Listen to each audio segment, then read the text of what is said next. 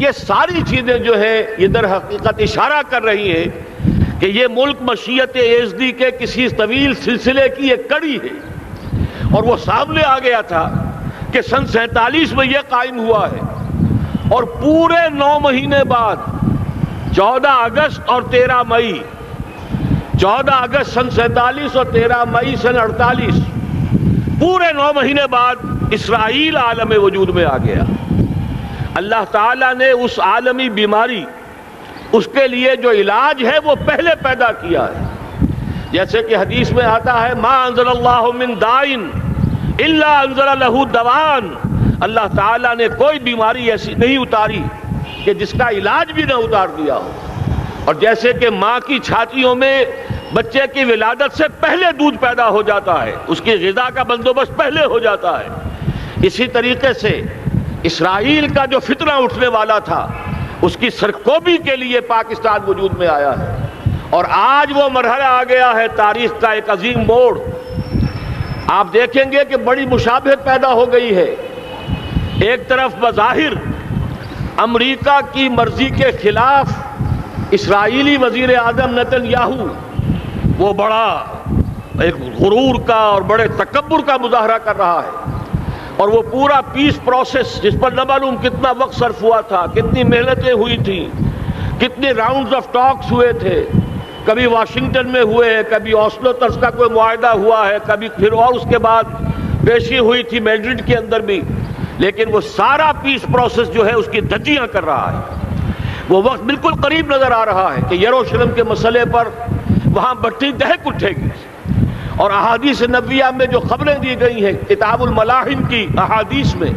معلوم ہوتا ہے کہ اب اس کا آغاز ہونے والا ہے۔ نتن یاہو کو امریکہ کے خلاف جانے کا اصل میں حوصلہ کیوں پڑ رہا ہے؟ اس لیے کہ اسے معلوم ہے کہ فرنگ کی رگیں جہاں پنجہ یہود میں ہے، چاہے کلنٹن ہو یا کلنٹن کا باپ ہو، یہودی لابی وہاں کی اتنی مضبوط ہے، کانگریس میں اور سینٹ میں ان کا اتنا اثر ہے کہ کوئی بھی وہاں شخص بڑے سے بڑا طاقتور اور بڑے سے بڑا اختیارات کا حامل اسرائیل کی مرضی کے خلاف نہیں جا سکتا۔ یہی معاملہ یہاں نظر آ رہا ہے۔ بظاہر تو ناراضگی کا اظہار ہوا ہے، لیکن یہ بات اب تو کھلتی چلی جا رہی ہے۔ حقیقت یہ ہے کہ یہود اور ہنود کا بڑا گہرا لنک قائم ہو چکا ہے، اور یہ بھٹیاں اب دونوں طرف دہکیں گی۔ میں اس سے پہلے بارہا کہہ چکا ہوں، ملت اسلامیہ تقریباً 150 کروڑ افراد پر مشتمل ہے، لیکن اس میں سے تقریباً 20 کروڑ عرب ہیں۔ ان کو اللہ نے خصوصی فضیلت دی تھی، یہ تھے کہ جن کی زبان میں قرآن نازل ہوا، خود محمد عربی صلی اللہ علیہ وسلم عرب تھے، انہیں جو فضیلت عطا کی تھی، لیکن بدقسمتی سے اس دور میں آ کر بھی انہوں نے آزادی حاصل کرنے کے بعد بھی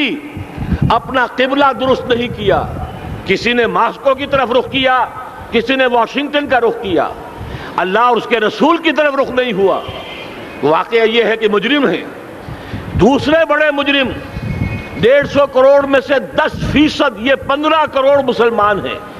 حالیہ جو سینسس ہمارا ہوا ہے اس کے بعد اندازہ ہو رہا ہے کہ یہاں کی آبادی 15 کروڑ ہو چکی ہے۔ 10% امت مسلمہ کا مسلمانان پاکستان ہے، اور یہ اس اعتبار سے کہ اسلام کے نام پر ملک بنا کر نصف صدی گزار چکے، لیکن یہاں پر اسلام کا بول بالا نہیں ہوا، کتاب و سنت کی بالا دستی کر اعلان نہیں ہوا۔ دستور میں ساری اسلامی دفعات موجود، لیکن اس کے ساتھ ہی ایسے خلا موجود، چور دروازے موجود کہ کوئی دفعہ بھی مؤثر نہیں ہے۔ یہ منافقت کا پلندہ لے کر ہم چل رہے ہیں اس دستور کو، اس دستور مملکت پاکستان کو۔